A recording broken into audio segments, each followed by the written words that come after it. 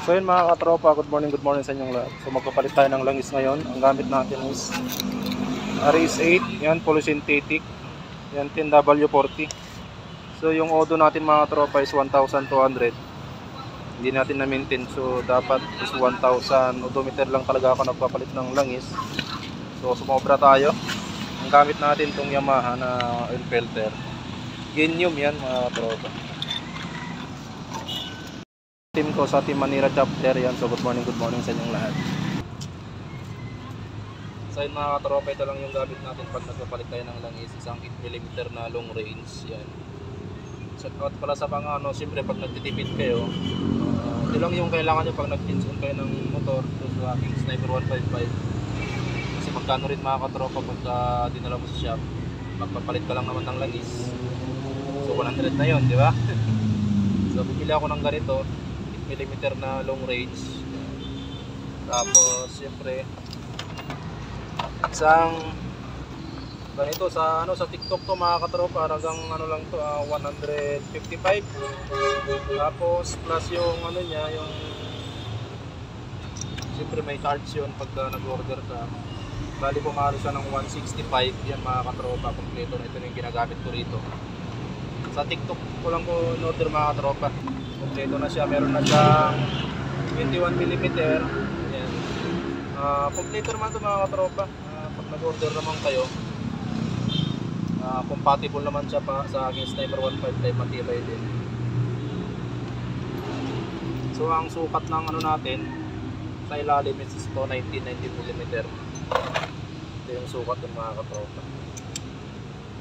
So let's go, kapalit na tayo. Okay. Kumbaga minus gastos din mga katropa pagka mayroong kang gamit.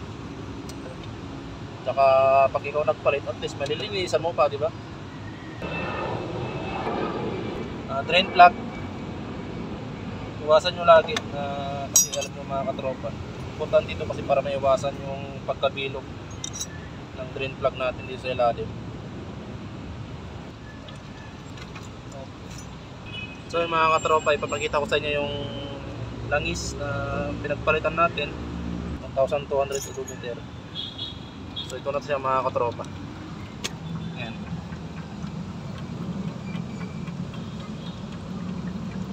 Medyo ayan, okay pa naman siya, hindi pa naman siya ganong maitim. Ayan.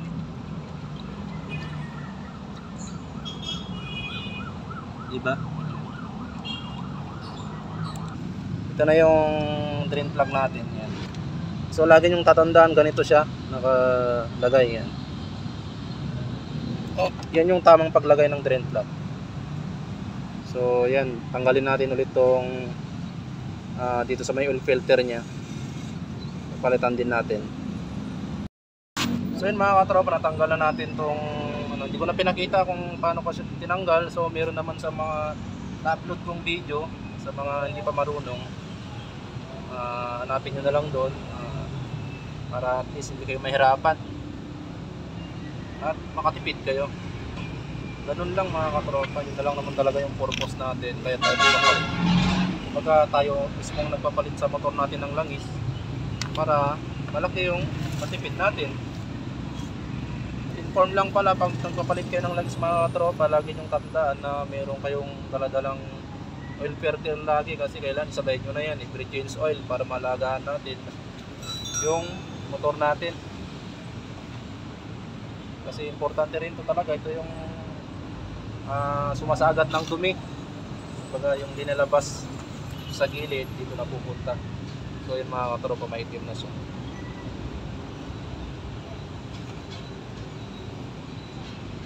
Yung bili pala natin mga katropa ng ganito, 75 pesos to mga katropa. Tapos ito naman is 348. Yan mga katropa. Hintayin muna nating pa-drain para at least maganda yung paglagay natin ng langis. Siyempre habang nagdi-drain, lilinisan natin to para pag binalik natin is malinis na. So yun mga katropa, shout out pala sa mga nagbabash dito sa ating REC na ginagamit na langis. So ang masabi ko lang dito is siguro kahit anong langis naman ang gamit mo, kung hindi ka maalaga sa motor mo, ganun pa rin yung bagsak. Kasi sabi nila na dumidikit daw to sa makina, masyado daw madumi or whatever, di ba? Parang sa asawa lang yan kung hindi ka maalaga sa asawa mo bagsak talaga, di ba? Kumbaga kailangan maganda yung pamamalakad mo sa motor mo, maganda yung maintenance para maganda rin yung takbo. Kumbaga sa pamumuhay is ganoon din yung epekto natin. Kung hindi maganda yung diskarte natin, bakit talaga yung takbo ng pamumuhay natin, di ba? Mga katropa, sa mga nagtatanong pala dito sa big display ko, ang pangalan niyan is Modify na big display. Yan. Kabila na yun mga katropa, meron na rin sa likod. Yan. So ang presyo niyan is nasa 3,600. So hindi ko lang alam ngayon, si almost 1 year na siya sa akin. Kumbaga unti-unti ko lang namang siyang sinit up. Hindi ko naman siya biglaan kasi wala tayong budget mga katropa. Stock pa naman lahat to. Ang mga pinalitan lang natin is yung gulong natin, 140 na yan. Tapos yung ano natin ito, iba na rin. So ayan mga katropa, sa mga nagtatanong din pala, yung gamit nating sprocket is 1448. Yan, gold yan. Modify lang yan, so mura lang yan. Nasa worth of 1.2 lang yan mga katropa. Yan, okay naman siya. Almost 1 year ko na rin siyang gamit. Basta i-maintain nyo lang yung laging malinis yung kadena nyo mga katropa, kasi importante yan sa motor. Kasi lalo sa atin, araw-araw tayong nasa daanan. Tapos itong gamit natin na shifter version 7. Yan.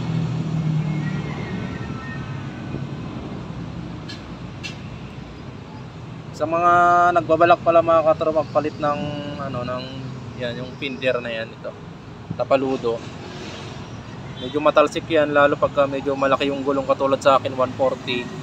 So tumatalsik pa rin talaga siya. So yun mga katropa, ituturo ko sa inyo kunting tips lang. Kumbaga itutulak nyo lang to pag tatanggalin nyo yung side clearings. Yan, pagtulak nyo, samahan nyo ng kunting hatak. Ganun lang mga katropa kadali. Sisira na Okay. motor na daddy.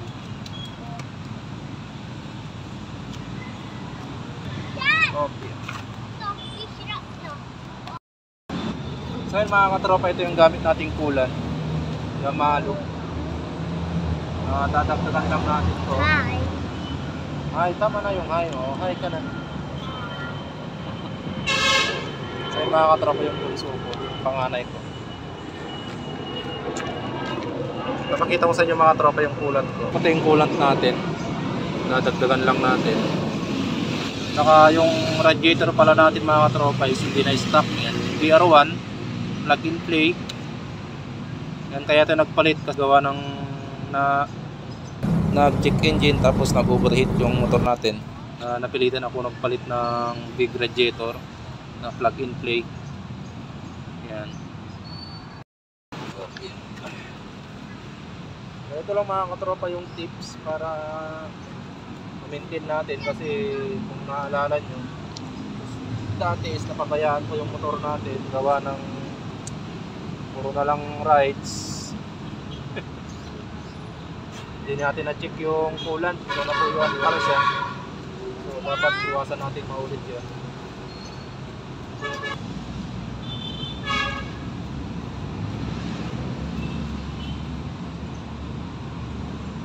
Kunti pa. Okay. Yun o. So yun mga katropa, kunti lang dinagay natin, nagdagdag lang tayo. O, dyan lang. Sulit talaga ng mga bulidits. Pag nilagay nyo yung takip mga katropa, lagyan yung check kung maayos to. Kailangan lapat na lapat siya.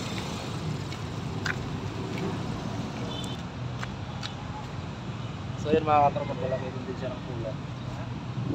Naka-vlog ako.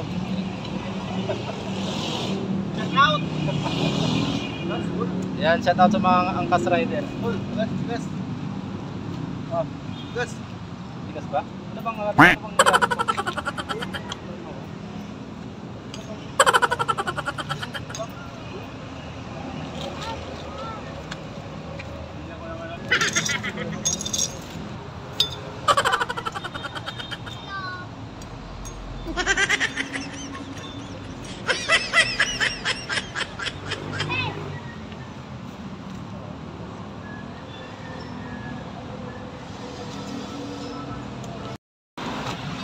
So yun mga tropa, nagdalt din siya ng ulan. Ulan. Shout out mga tropa. Yan, shout out sa mga angkas. Mga angkas, mga ano, mga loyal. Mga loyal pa na angkas. Wala pong libis sa akin ha. Hoy. Bumiyahe. Pagko. Ha? Nagabi pa. Sharing ko na pang ano, pang piso. Ay, huwag mo lagay. Magwawala yung mga natin. Yung pander. Baka may gusto kang i-shout out mo yung ex mo. Hoy. Mga minamahal ko mga sis dyan, shout out sa inyo. Minamahal na, no? Cheers. Minamahal lang ha. Bawal ang baby. Ito si Javer. Si Javer. Ito si Javer. Bawal ang baby. Bawal umibig, baka madisgrasya. Tayo makulong.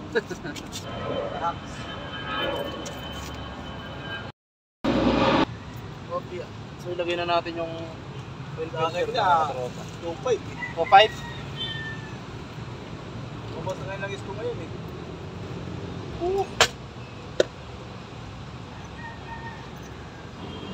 Dapat sabay-sabay yung higpit natin mga katropa para yan, hindi siya malo-straight. So, yan. So, ganun lang mga katropa, madali magpalit ng langis. Ting tips lang.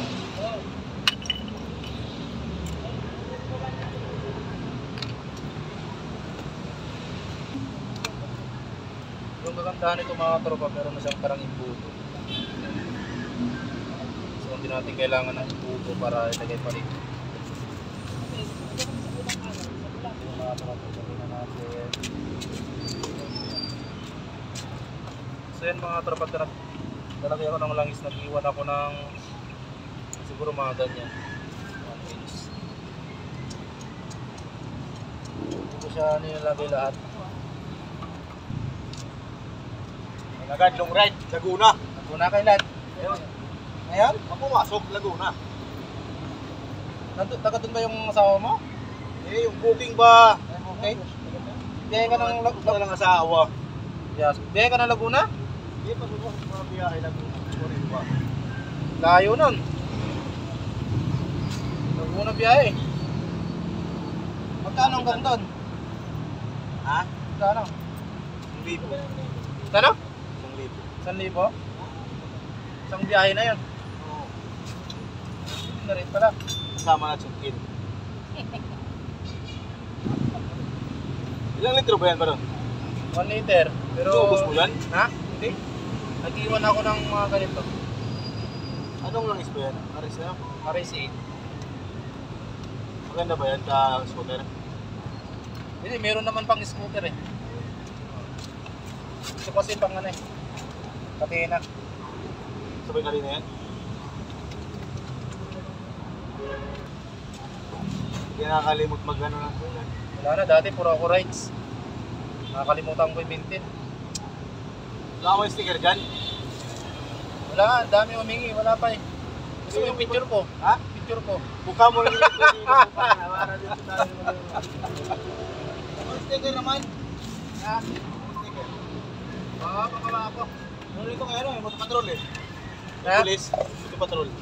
Bakit? Sticker TV ako.